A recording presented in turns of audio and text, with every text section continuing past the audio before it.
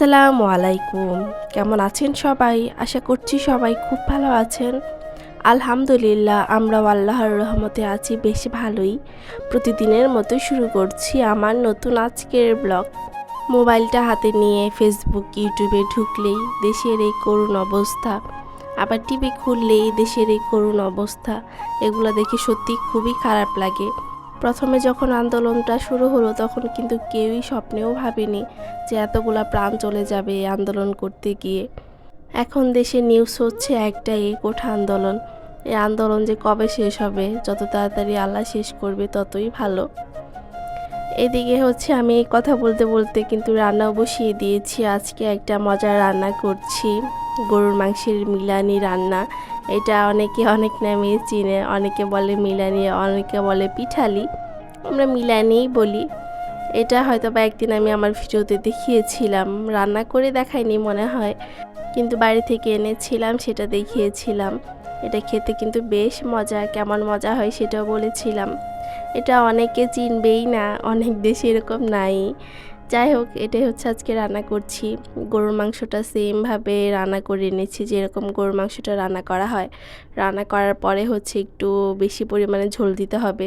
ঝোল বলতে একদম, যেহেতু আমি কষাবো না, কষা কষা রাখবো না, এই কারণে পরিমাণ মতো যতটুকু ঝোল লাগে। আর এই ঝোলটাই হচ্ছে ঘন করা হয় চালের গুঁড়া দিয়ে, এটাকেই বলা হয় মিলানি। আমরা ঝোলটাকে এখন চালের গুঁড়া দিয়ে হচ্ছে ঘন করে নিচ্ছি, একদম থকথকে হয়ে যাবে। আর একটু মশলার পরিমাণটা বেশি লাগে, যেহেতু চালের গুঁড়া শেষে ব্যবহার করা হয় অল্প পরিমাণে।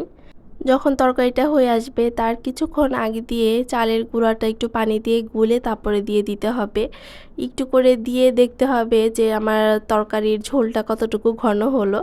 যদি পরে লাগে পরে আবার দিলেও হবে, আর যদি না লাগে, দেখা যায় যে না, ভালোই ঘন হয়ে গিয়েছে, পরে আর না দিলেও হয়। এটা যার যার তরকারি বা ঝোলের পরিমাণ অনুযায়ী দিতে হয়, এটা তো আর পরিমাণটা বলে দেওয়া যায় না। যাই হোক, পরে আমি একটু গরম মশলা দিয়ে দিলাম। আমার তরকারিটা কিন্তু প্রায় হয়েই গিয়েছে, একদম শেষ রান্না। গরুর মাংসের এই মিলানি রান্নাটা কিন্তু আমাদের কাছে বেশ মজা লাগে, কারণ আমাদের এলাকাতে এটা খুবই প্রচলিত। ছোট থেকে আমরা খেয়ে আসতেছি এই রান্নাটা, আমাদের কাছে বেশ মজা লাগে। আমাদের এলাকাতে যখন কোনো মানুষ মারা যায়, তার যে মানুষ খাওয়ানো হয়, যেটাকে 40 দিনের পরে যেটা বলে, বা এমনি যে মানুষগুলা খাওয়ায়, তখন এই রান্নাটা বেশি করা হয়। এটা কিন্তু বেশ প্রচলিত একটা রান্না, গরুর মাংসের মিলানি রান্নাটা। এটা অনেকে কিন্তু অনেক নামে চিনে থাকে, কিন্তু আমাদের এলাকাতে এটাকে মিলানি বলা হয়। যাই হোক, এটা আমি আজকে রান্না করলাম। এটা দিদার বাবাকে খেতেই পারতো না, তাদের এলাকাতে এরকম রান্না করে না কখনো। পরে আমাদের বাড়িতে যখন এসেছে তখন একটা অনুষ্ঠানের সময় মনে হয় খেয়েছিল, তারপর দিয়ে একবার খেয়েছে, তারপরে তার কাছে বেশ মজা লেগেছে। খেয়ে খেয়ে এখন তার কাছে নাকি খুবই মজা লাগে। তাই ভাবলাম যে আজকে একটু রান্না করি, তাই রান্না করলাম। আরেকটা প্রিয় খাবার রান্না করছি আমার, সেটা হচ্ছে কচুর যে লম্বা কচুগুলা থাকে, যে ডাঁটা থাকে, সেই ডাঁটাগুলো আমি আজকে ভাজি করছি। এটা গতকাল রাতে এনেছিল, আমি খেতে চেয়েছি। আদিতার বাবা তো কচুর কথা শুনলেই তার গলা চুলকায়, পরে আমার জন্য এনেছে। পরে আমি রাতের বেলা ডাঁটাগুলো কেটেছি, কেটে সুন্দর করে ভাপ দিয়ে রেখেছি। ভাপ দিয়ে নর্মাল ফ্রিজে রেখে দিয়েছিলাম, এখন আজকে ভাজি করছি। প্রথমে পেঁয়াজ, মরিচ, তারপরে হচ্ছে একটু কালো জিরা দিয়েছি ফোড়নে দিয়ে, এখন হচ্ছে সুন্দর করে ভাজি করে নিচ্ছি। এই ডাঁটাটা কিন্তু বেশ মজা লাগে, চিংড়ি মাছ দিয়েও ভালো লাগে, কিন্তু বর্তমানে আমার ফ্রিজে চিংড়ি মাছ নাই, এইভাবেই ভাজি করছি। এটা যে কোনোভাবেই ভাজি করলে মজা লাগে। এটা ভাজি করে নিয়েছি, আর হচ্ছে এই তো মিলানি রান্না আমার শেষ একদম।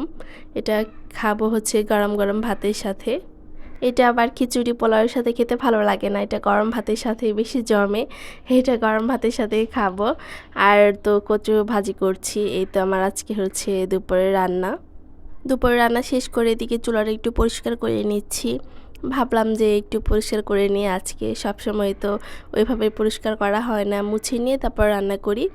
ডিপ ক্লিন একটু কয়েকদিন পরপরই করি, তাই আজকে একটু হাতের সময় ছিল, ভাবলাম যে এদিকে পরিষ্কার করে নিই। আর কিছুদিন ধরে প্রচুর গরম পড়েছে, আসলেই প্রচুর গরম, গরমে টেকাই যাচ্ছে না এরকম। এই বাসাতে তো এইরকম গরম লাগতেছে, তাহলে আগের বাসায় থাকলে কতটা না গরম লাগতো, এটা এখন মাঝে মাঝে চিন্তা করি। আর নিউজে যখন ভাই বোনদের এইরকম আন্দোলন করতে দেখি তখন খুবই কষ্ট লাগে।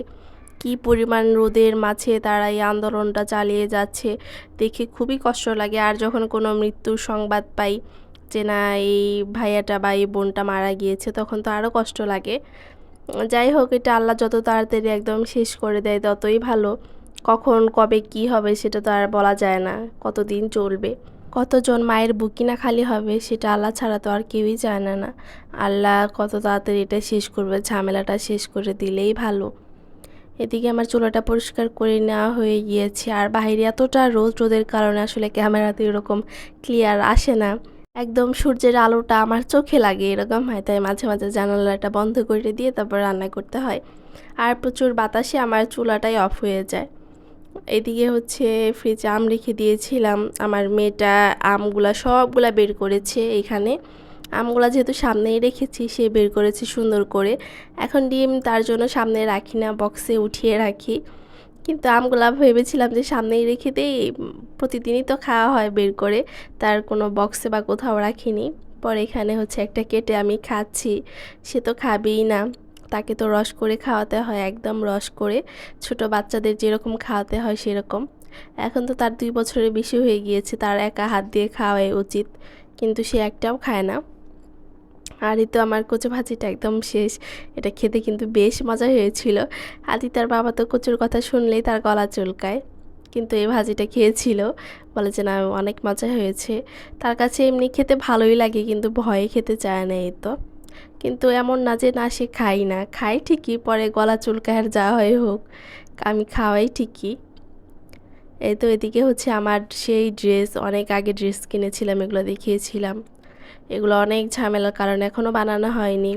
একদিকে বাসা চেঞ্জ করেছি, আবার হচ্ছে বাড়িতে গিয়েছিলাম, আমার শ্বশুর অসুস্থ ছিল, এই কারণে ঝামেলার কারণে এই ড্রেসগুলো এখনও বানানো হয়নি।